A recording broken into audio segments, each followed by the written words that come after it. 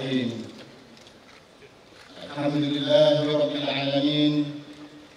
Wassalatu wassalamu ala asyrafil anbiya'i wal mursalin wa ala alihi wa sahbihi ajma'in. Berbahagia Jenderal Datuk Muhammad Hafizuddin bin Jantan, Panglima Tentera Darat. Yang berbahagia Jenderal Tan Sri Datuk Seri Muhammad Asghar Khan bin Burhan Khan UNM, Panglima Tentera Udara. Berbahagia Datuk Madya Datuk Zulhelmi bin Idnin, Wakil Panglima Tentera Laut. Yang berbahagia Lieutenant Jeneral Datuk Arman Humaydi bin Haji Ahmad, Staf Markas Angkatan Tentera Malaysia. Yang berbahagia Lieutenant Jeneral Datuk Nur Muhammad Akbar bin Muhammad Gum UNM, Panglima Angkatan Bersama, Panglima-Panglima, perwira-perwira, bintara-bintara, petanda-petanda dan prajurit-prajurit yang saya hormati sekalian. Assalamualaikum warahmatullahi wabarakatuh dan salam sejahtera. Alhamdulillah, marilah kita semua melafazkan kesyukuran kehadrat Allah Subhanahu wa taala kerana atas izin dan kurnia-Nya dapat kita sama-sama berkumpul bagi menyempurnakan tugasan kepimpinan yang diamanahkan kepada saya, iaitu penyampaian perintah ulung selaku Panglima Angkatan Tentera yang ke-22. Semoga perjumpaan kita pada hari yang penuh barakah dan gemilang ini menjadi satu ibadah yang akan memberkati organisasi kita, diri kita dan seluruh warga Angkatan Tentera Malaysia. Pertamanya, terlebih dahulu saya menzahirkan ucapan menjunjung setinggi-tinggi kasih kepada Kebawah Duli Yang Maha Mulia Seri Paduka Baginda Yang di-Pertuan Agong selaku pemerintah tertinggi Angkatan Tentera Malaysia yang telah memperkenankan pelantikan saya sebagai Panglima Angkatan Tentera yang ke-22. Saya juga merakamkan setinggi-tinggi penghargaan kepada Yang Amat Berhormat Perdana Menteri dan Yang Berhormat Menteri Pertahanan yang telah memberikan sepenuh kepercayaan kepada saya untuk menerajui ketumbukan utama pertahanan negara. Tidak dilupakan, saya juga ingin mengucapkan ribuan terima kasih kepada semua mantan Panglima Angkatan Tentera dan Panglima-Panglima perkhidmatan yang terdahulu, khususnya kepada Yang Berbahagia Jeneral Tan Sri Datuk Seri Haji Effendi bin Buang UNM, kerana berjaya meninggalkan sebuah angkatan yang siaga dan kredibel untuk kita sama-sama warisi. Sesungguhnya, jasa dan khidmat bakti yang telah dicurahkan selama ini amat kami sanjungi dan akan dikenang sepanjang masa. Warga Angkatan Tentera Malaysia yang saya hormati sekalian, kita berkumpul pada pagi ini untuk saya menyampaikan falsafah pemerintahan atau command philosophy yang akan digunakan semasa kepimpinan saya sebagai Panglima Angkatan Tentera.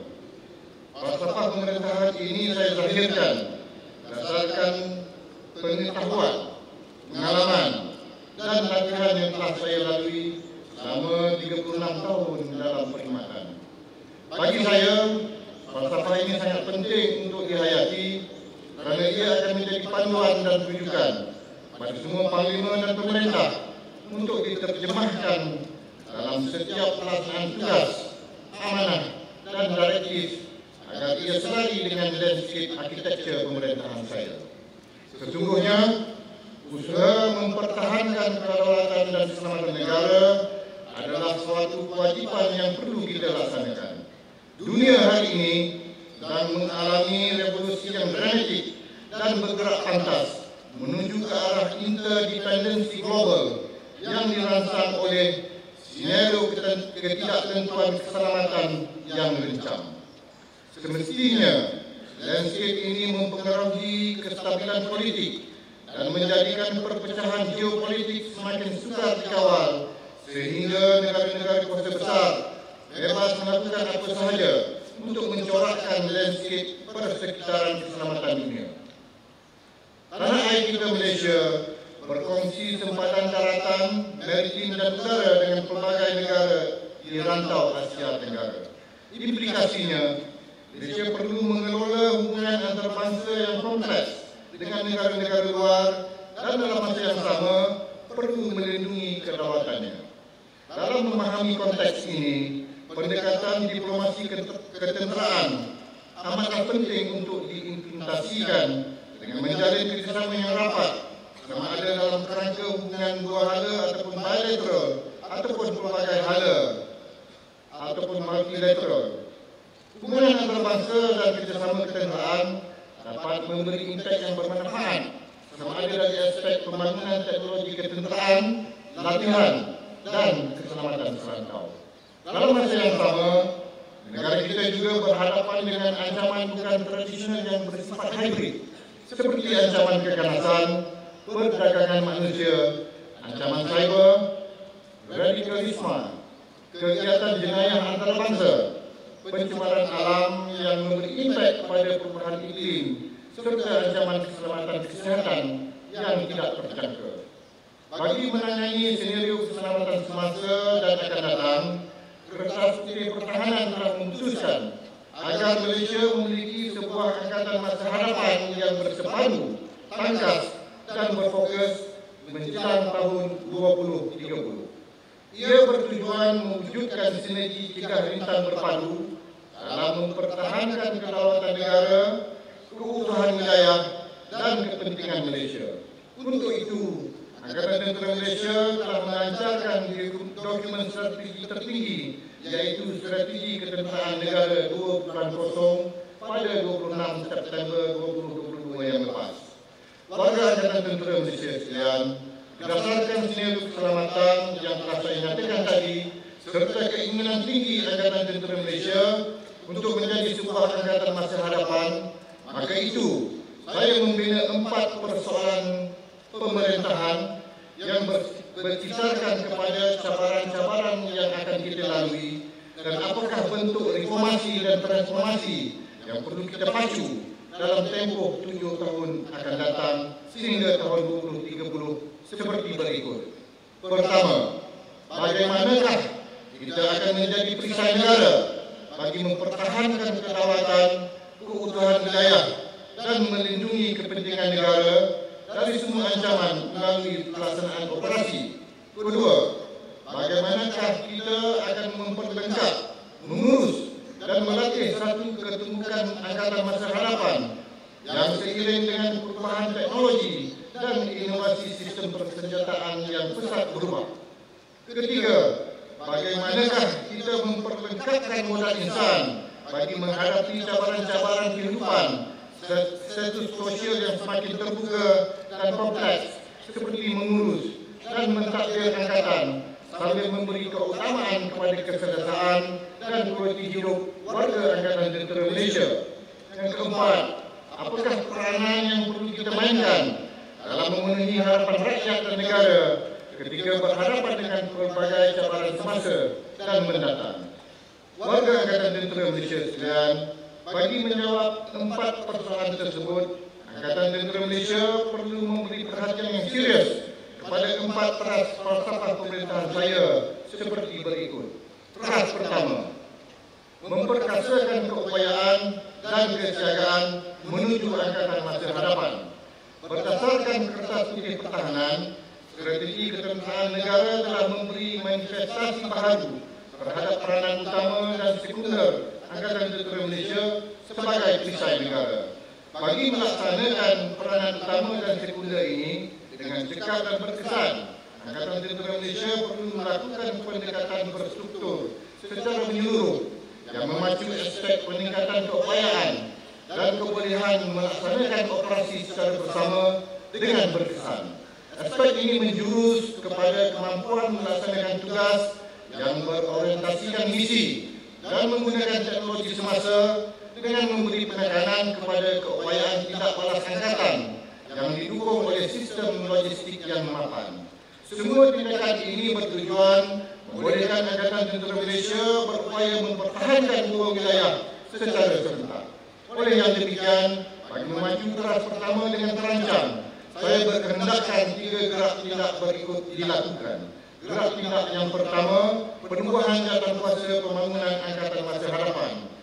Selari dengan ketetapan yang telah digariskan dalam strategi ketenteraan negara, saya berkehendakkan jawatankuasa pembangunan Angkatan Masa Hadapan atau diringkaskan sebagai jawatankuasa pemampan ditubuhkan dengan kata segera. Jawatankuasa ini bertaraf jawatankuasa kedua tertinggi Angkatan Tentera Malaysia yang bertanggungjawab terus kepada jawatankuasa Panglima-Panglima. Faktor pertimbangan utama jawatankuasa pemampan adalah menilai perolehan aset-aset baru yang perlu menepati 6 ciri utama Angkatan Masa Hadapan, iaitu kebersamaan, keoperasian, berasaskan teknologi, berorientasikan misi, berupaya beroperasi secara serentak di 2 wilayah dan kecekapan logistik. Gerak tindak kedua ke arah merentasi dimensi keempat. Bagi membantu setiap perkhidmatan dan jawatankuasa pemampan melakukan proses reformasi, saya berkehendakkan dokumen strategik gerak tindak angkatan berorientasi dimensi keempat, iaitu Fourth Dimensional Malaysian Armed Forces ataupun dikenali dengan 4DMAF, dikaji semula dengan kata segera, sejajar dengan reformasi Angkatan Tentera Malaysia sebagai Angkatan Masa Hadapan. Dokumen strategik ini sangat penting kerana ia akan menerjemahkan keupayaan yang digariskan oleh strategi ketenteraan negara dengan lebih terperinci, mudah dipahami dan wujud ketersambungan dengan plan strategi ketiga-tiga cabang perkhidmatan. Atas dasar itu, saya selaku Panglima Angkatan Tentera menyuruh Panglima-Panglima dan semua lapisan pemerintahan agar melakukan penjajaran semula pada semua plan pembangunan perkhidmatan masing-masing yang telah dirancang agar ia selari dengan strategi ketenteraan negara dan 4DMAF. Semua rancangan bagi mempertingkatkan dan proses perolehan aset-aset pertahanan yang baru wajar dilihat semula supaya ia mendukung kemas ciri-ciri Angkatan Masa Hadapan, khususnya dalam aspek kebersamaan dan keoperasian. Gerak tindak ketiga, reformasi Angkatan Tentera Malaysia 2030 atau Angkatan 30. Reformasi Angkatan 30 akan melibatkan perubahan dan penstrukturan semula organisasi sedia ada. Proses semakan dan pembaharuan menyeluruh terhadap bentuk angkatan akan dilakukan dengan menjadikan pemimpin, anggota, organisasi, doktrin, keuangan, alatan dan latihan atau dikenali dengan akronim TEOTKAL sebagai teras keupayaan Angkatan 30. Panduan utama teras ini dibentuk berpaksikan falsafah konsep-based doctrine driven yang akan dijadikan sebagai panduan utama proses bentuk angkatan bagi membolehkan aspirasi Angkatan Masa Hadapan menjadi kenyataan. Bagi menentukan reformasi Angkatan 30 direalisasikan, Markas Angkatan Tentera Malaysia telah melaksanakan proses tarik urus dan koordinasi dengan semua markas perkhidmatan serta markas angkatan bersama untuk menganalisis struktur organisasi sedia ada dan seterusnya melakukan proses penjajaran penstrukturan semula agar selari dengan pembinaan Angkatan Masa Hadapan. Saya berkehendakkan proses penstrukturan ini dikawal sedia oleh Ketua Staf Markas Angkatan Tentera Malaysia dan jawatankuasa pemampan. Semua proses gerak tindak reformasi angkatan ini akan berpandukan kepada model reformasi angkatan yang telah ditetapkan dalam strategi ketenteraan negara. Model ini merupakan nadi kepada pembinaan Angkatan Masa Hadapan yang akan menentukan proses manifestasi reformasi dilakukan secara teratur dan menyeluruh dalam mencari penyelesaian kepada isu-isu legasi dan ketidaksepadanan elemen keupayaan Angkatan Tentera Malaysia masa kini. Warga Angkatan Tentera Malaysia sekalian, dalam mendepani era globalisasi yang penuh cabaran dan pelbagai spektrum kepesatan teknologi, khususnya teknologi ketenteraan, amatlah ditekankan sebagai medium pengukuhan pertahanan negara bagi melindungi ancaman yang datang dari pelbagai dimensi. Peruntukan pertahanan yang diberikan 8 tahun disalurkan bagi tujuan pembangunan pertahanan yang lebih mampan. Dalam keterujaan melihat ledakan dan penggunaan aset baru yang berteknologi tinggi. Kita tidak seharusnya mengurangkan perhatian sedikit pun terhadap aset-aset sedia ada. Pembudayaan negara yang terancang dan sistematik sangat penting bagi menentukan berlanjutan jangka hayat boleh guna peralatan pertahanan tersebut. Kami menyeru kepada Panglima agar bersama-sama memberi perhatian yang serius dalam kerja-kerja penyelenggaraan. Warga Angkatan Tentera Malaysia sekalian, teras kedua, melaksanakan transformasi operasi, latihan dan doktrin. Angkatan Tentera Malaysia harus memberi fokus dan penekanan kepada latihan bersama atau joint exercises bagi mempersiapkan diri untuk menjalankan operasi bersama dalam menghadapi apa jua ancaman. Saya berkata demikian kerana Angkatan Tentera Malaysia mestilah dapat memenuhi harapan rakyat dan negara pada segala masa, iaitu menjadi sebuah entiti yang digeruni oleh musuh, dihormati oleh kawan dan rakyat, sentiasa bersedia, memiliki disiplin yang tinggi, serta berupaya mempertahankan kedaulatan negara. Latihan bersama dan persiapan angkatan ini sangat penting, serta selari dengan firman Allah SWT dalam surah An-Nisa ayat 71 yang bermaksud, wahai orang-orang yang beriman, bersedialah dan berjaga-jagalah sebelum kamu menghadapi musuh. Kemudian bila dikehendaki, marilah ke medan perang sepuak demi sepuak, atau jika perlu, marilah serentak beramai-ramai. Sejak sekian lama, Angkatan Tentera Malaysia melakukan operasi dan latihan secara perkhidmatan tunggal. Sejajar dengan tanggungjawab setiap perkhidmatan yang berlandaskan prinsip raise, train and maintain, maka satu anjakan paradigma besar wajar dilakukan bagi memantapkan semua operasi dalam Angkatan Tentera Malaysia dalam menyambut gagasan Kertas Ujian Pertahanan dan strategi ketenteraan negara. Oleh itu, Markas Angkatan Bersama diberi tanggungjawab untuk mengkaji, merencana dan memperkasa semua operasi Angkatan Tentera Malaysia yang mana sesuai berpandukan konsep operate and sustain agar ia menjiwai sifat kebersamaan. Dalam aspek latihan, kemahiran tempur anggota akan dipertingkatkan melalui latihan berterusan yang giat dan efektif, urusan latihan yang sistematik dan komitmen yang tinggi dari semua lapisan anggota Angkatan Tentera Malaysia. Transformasi ini juga melibatkan peningkatan prasarana dan konsep latihan bersama, serta latihan yang inovatif, termasuk keperluan pelatih-pelatih yang berkualiti perlu diutamakan. Langkah transformasi ini menepati pendekatan konsep sinergi 3M, yaitu Man, Machine and Method. Tambahan pula, Angkatan Tentera Malaysia telah memiliki aset-aset operasi berteknologi tinggi seperti kereta pesawat komputer, sistem pengawasan darat dan ruang udara, serta cyber elektromagnetik. Justru, kajian mesti dilakukan bagi melihat sama ada konsep, bentuk dan silibus latihan yang sedia ada boleh membentuk angkatan masa hadapan sesuai dengan teknologi tersebut.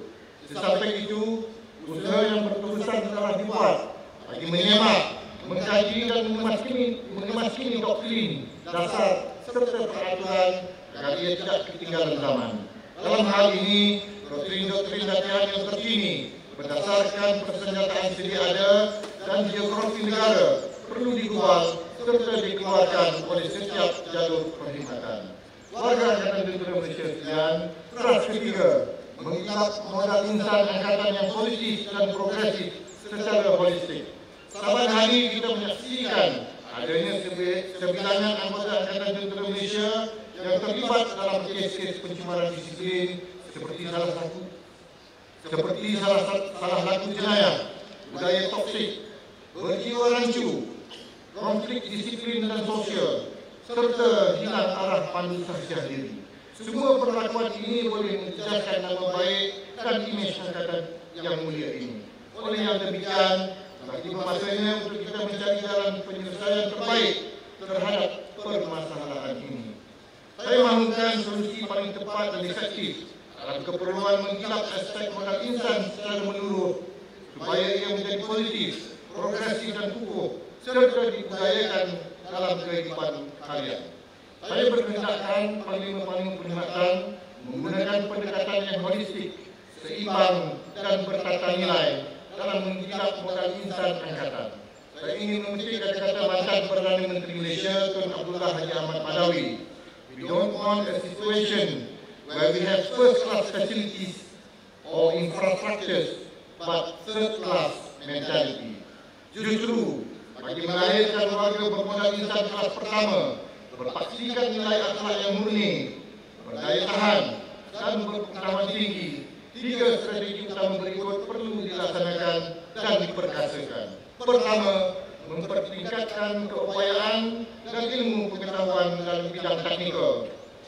Kedua, membina kekuatan warga angkatan yang stabil emosi dan rasional dalam tindakan, berpegang kepada etos kepahlawanan dan ikrar kesatria. Ketiga, memanifestasikan nilai-nilai warga sejati dalam hubungan dengan ketuhanan dan hubungan sesama insan. 3 strategi ini sangat signifikan dalam agenda penghilapan dan pemberkasan modal insan Angkatan Tentera Malaysia untuk mencapai kecemerlangan dalam wadah Malaysia Madani. Ini kerana penghilapan modal insan yang holistik dan seimbang adalah tunjang utama yang mendorong aspirasi pewujudan angkatan masa hadapan. Teras ini akan mewujudkan warga angkatan yang perkasa, berdaya tambah dan mendukung khasiat kepribadian yang mulia. Dalam arti kata, we equip the man, not the machine. Warga Angkatan Tentera Malaysia sekalian, teras keempat, memperkasakan gagasan bersepadu tentera dan rakyat. Pada masa aman, tugas-tugas yang akan dilaksanakan dan cabaran-cabaran yang akan dihadapi adalah tidak menentu dan sukar diramalkan. Penugasan Angkatan Tentera Malaysia semasa aman dalam konsep military operations other than war perlu seiring dengan hasrat kerajaan dan aspirasi pucuk pimpinan negara dalam merealisasikan horizon harapan baharu.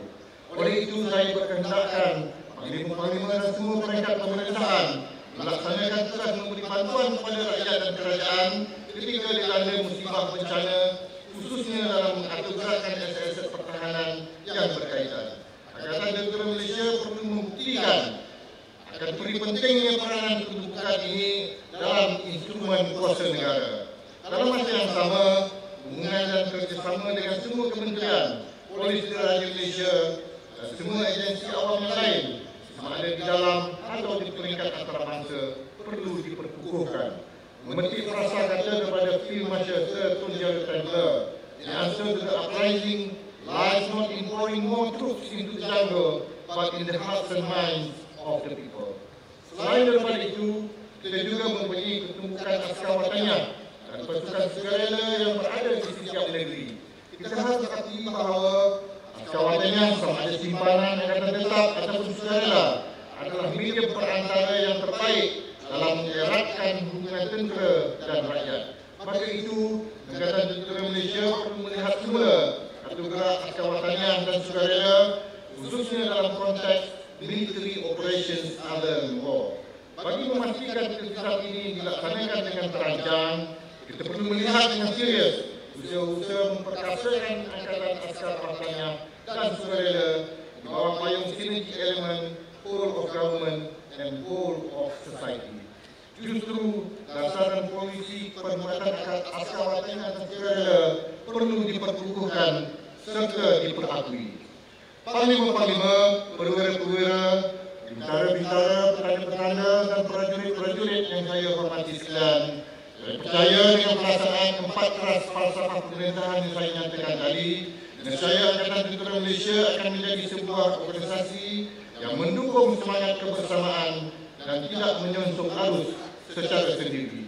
Justru saya mengajak setiap warga Angkatan Tentera Malaysia untuk bersama-sama saya dan panglima-panglima perkhidmatan untuk menjaga buah fikiran dan mengembleng daya usaha dengan penuh kesetiaan, keazaman dan komitmen demi menentukan kecemerlangan Angkatan Tentera Malaysia. Walau apapun yang berlaku, walau di manapun kita berada, kita harus bersyukur kepada Allah SWT kerana telah memilih perkhidmatan yang mulia ini sebagai kerjaya kita. Maka marilah kita memacu dan memperkasakan hasrat falsafah pemerintahan ini dengan sebaik mungkin kerana ia merupakan satu amanah yang menuntut pengorbanan dan semangat kita semua selaku warga Angkatan Tentera Perisai Negara. Saya berdoa agar Allah SWT sentiasa melimpahkan rahmat-Nya, memberkati segala usaha dan mempermudahkan segala urusan kita dalam mendaulat watan ini, agar Angkatan Tentera Malaysia kekal relevan dan teguh sebagai tonggak kedaulatan serta benteng pertahanan negara, insya-Allah. Ingatlah, what we are doing today is for the future. We have to evolve and we have to reform. It is today that it takes our tomorrow. Angkatan Tentera Malaysia sentiasa bersepadu. Kedaulatan negara tanggung jawab bersama. Sekian, saya sudahi dengan wabillahi taufiq wal hidayah. Wassalamualaikum warahmatullahi wabarakatuh dan salam sejahtera.